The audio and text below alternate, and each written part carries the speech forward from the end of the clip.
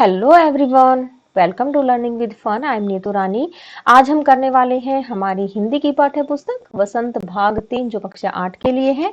आज हमारा अध्याय है 8 जिसका नाम है यह सबसे कठिन समय नहीं, जो जया जादवानी द्वारा लिखी गई एक छोटी सी कविता है। तो जानते हैं कविता के बारे में, इसमें क्या कहती है कवित्री। इसमें कवित्री कहती है, कवित्री इसमें बहुत ही आशावादी दृष्टिकोण दिखाती है। वे बहुत आशावादी हैं, उम्मीद का भरोसा कभी नहीं छोड़ती। वे मानती हैं कि जब तक मानव अपनी सहजता नहीं छोड़ता, अपना हौसला नहीं छोड़ता, तब तक कठिन समय नहीं आ सकता। वे आगे क्या कहती हैं कि जब तक मनुष्य अपने लक्ष्य पर केंद्रित है, उसमें काम करने की शक्ति है, उसमें हिम्मत है, साहस है, हौसला है, तब तक कठिन समय की शुरुआत नहीं हो सकती। परंतु जैसे ही जब व्यक्ति हौसला छोड़ देता है, अपनी हिम्मत छोड़ देता है, तभी हम कह सकते हैं कि कठिन समय की शुरुआत हो गई। ठीक है, तो बढ़ते हैं अपनी कविता की तरफ कि कविता में क्या कहा गया है। ये देखिएगा, यह सबसे कठिन समय नहीं, नहीं यह सबसे कठिन समय नहीं। अभी भी दबा है चिड़िया की चोंच में तिनका, और वह उड़ने की तैयारी में है। अभी भी झड़ती हुई पत्ती थामने को बैठा है हाथ एक। अभी भी भीड़ है स्टेशन पर, अभी भी एक रेलगाड़ी जाती है गंतव्य तक, जहां कोई कर रहा होगा प्रतीक्षा। ये कठिन शब्दों के अर्थ दिए हुए हैं यहाँ पे, ये भी पढ़ लेते हैं। देखिएगा, जान लेते हैं कठिन शब्दों के अर्थ।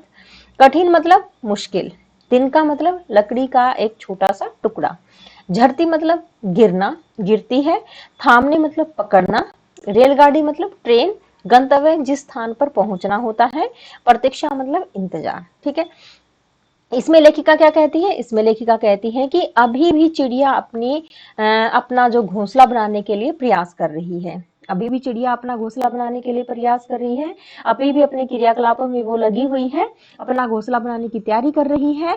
तो अभी यह सबसे कठिन समय नहीं है। तो कवित्री कहती है कि अभी वो कठिन समय नहीं आया है। यह सबसे कठिन समय नहीं, नहीं यह सबसे कठिन समय नहीं। कवित्री कहती है, कवित्री बहुत ही आशावादी विचारों की है। वो बोलती है कि अभी कठिन समय नहीं आया है। नहीं, अभी कैसे आ सकता है कठिन समय। अभी भी दबा है चिड़ियों की चोंच में तिनका। कवित्री कहती है कि अभी भी चिड़िया अपना घोंसला बनाने के लिए प्रयासरत है, वह उड़ने की तैयारी में है, उसकी चोंच में तिनका है, वो अपना घोंसला बनाना चाहती है, वो अपना घोंसला बनाने में जुटी हुई है, वह उड़ने के लिए भी तैयार है। अर्थात सब काम सहज और सरल तरीके से हो रहे हैं। तो हम यह कह सकते हैं कि अभी कठिन समय नहीं आया है। ठीक है, अभी भी झड़ती हुई पत्ती थामने को बैठा है हाथ एक। अभी भी भीड़ है स्टेशन पर, अभी भी एक रेलगाड़ी जाती है गंतव्य तक, जहां कोई कर रहा होगा प्रतीक्षा। इसमें क्या कहती है कवित्री। इसमें कहती है कि अभी भी लोग एक दूसरे की मदद करने के लिए तैयार रहते हैं। अभी भी लोग एक दूसरे की मदद करने के लिए तैयार रहते हैं। इसका अर्थ क्या है। अभी भी झड़ती हुई पत्ती थामने को बैठा है हाथ एक। इसका मतलब है कि लोग अभी भी एक दूसरे की मदद करने के लिए तैयार रहते हैं। अर्थात गिरते हुए पत्तों को थामने के लिए भी कोई बैठा हुआ है। अभी भी लोग स्टेशन पर आते जाते रहते हैं। अभी भी एक रेलगाड़ी जाती है। वो रेलगाड़ी क्या करती है, वो यात्रियों को एक स्थान से दूसरे स्थान तक, उनकी मंजिल तक वो लेकर जाती है। ठीक है, जहां कोई उनका अभी भी प्रतीक्षा कर रहा है, मतलब अभी भी एक रेलगाड़ी जाती है गंतव्य तक, जहां कोई कर रहा होगा प्रतीक्षा।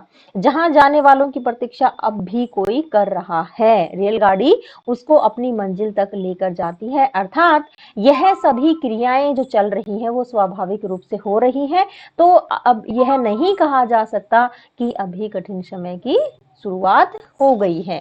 गिरते हुए लोगों को थामने के लिए, उनकी मदद करने के लिए व्यक्ति तैयार रहते हैं। स्टेशन पर लोगों की भीड़ लगी हुई है, यात्री अपने मंजिल तक पहुंचना चाहते हैं, रेलगाड़ी अपनी मंजिल तक उनको पहुंचाना चाहती है, कोई उनकी प्रतीक्षा कर रहा है। यह स्वाभाविक और सहज तरीके से सब काम हो रहे हैं।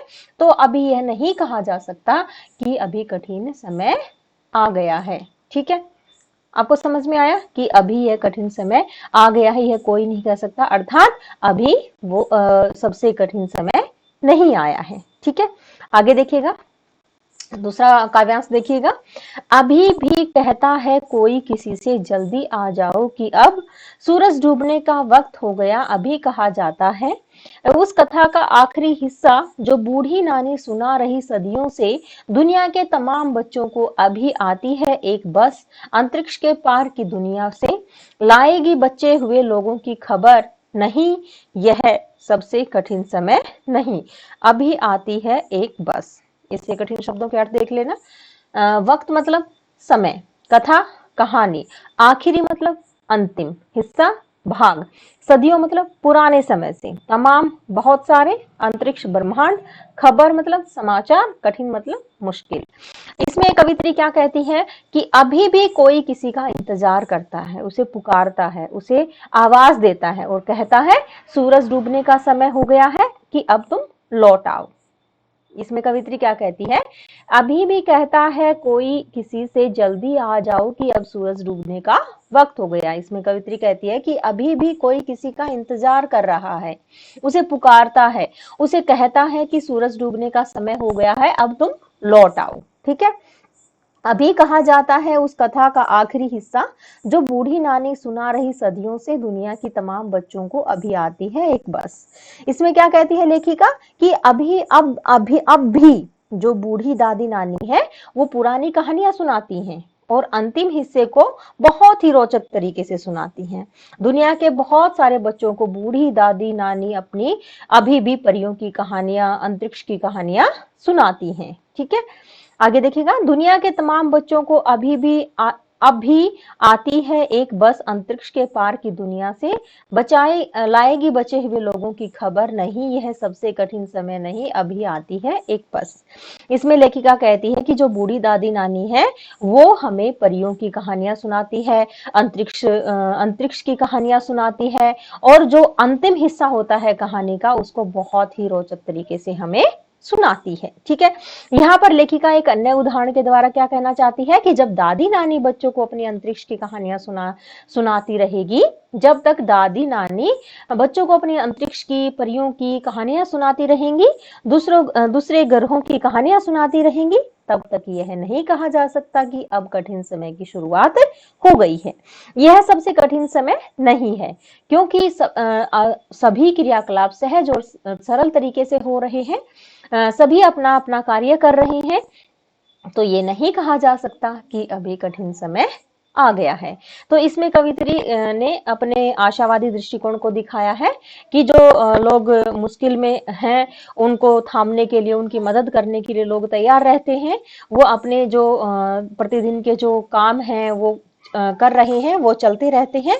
तो कवित्री कहती है कि अभी वो कठिन समय नहीं आया है क्योंकि सारे काम अपने समय पर हो रहे हैं। ठीक है। तो आपको ये मेरी कविता कैसी लगी? अगर आपको ये मेरी कविता अच्छी लगी हो तो प्लीज लाइक, शेयर और सब्सक्राइब करना ना भूलिएगा। धन्यवाद।